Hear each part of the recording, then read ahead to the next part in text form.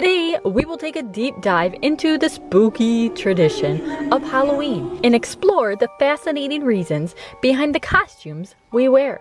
So grab your favorite candy as we embark on this hair-raising adventure.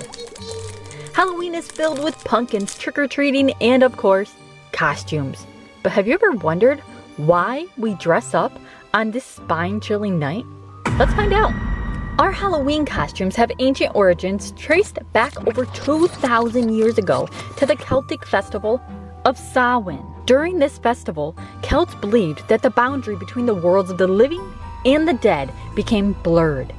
They would wear costumes made of animal heads and skins to ward off evil spirits. Eventually, the Celtic festival Samhain evolved into the Christian holiday known as All Hallows Eve, which occurred the night before All Saints' Day.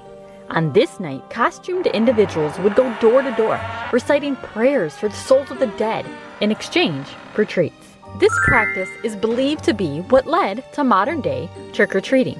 As time went on, All Hallows Eve incorporated various European traditions, including souling.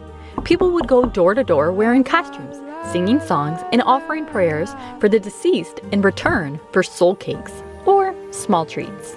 In the Middle Ages, Halloween became more of a community-centered holiday.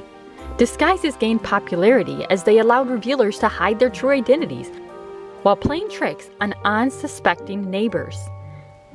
Costumes added an air of mystery and mischief to the celebration.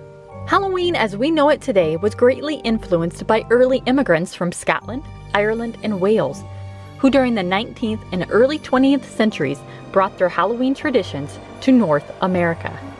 In North America, Halloween became a time for social gatherings, including parties and dances. People would dress up in costumes, play games, and tell ghost stories.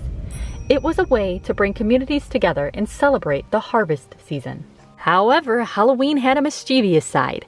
Pranks and vandalism were common during this time. News articles from that era recount stories of young troublemakers causing chaos, such as soaping windows, tipping outhouses, or even setting small fires.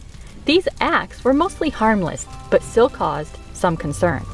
As the 20th century began, Halloween evolved into the emergence of new traditions. The first Halloween parades took place in the early 1900s, especially in larger cities like New York.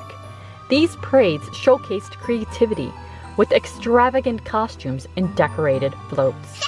Halloween became not only a children's holiday, but also a time for adults to dress up and join the festivities.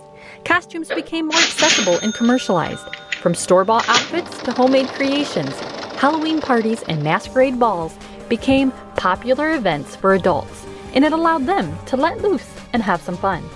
One of the most significant developments was the rise of trick-or-treating while in disguise during the mid-20th century. So, are you planning on dressing up for Halloween this year? Let me know what you plan to disguise yourself as in the comments below.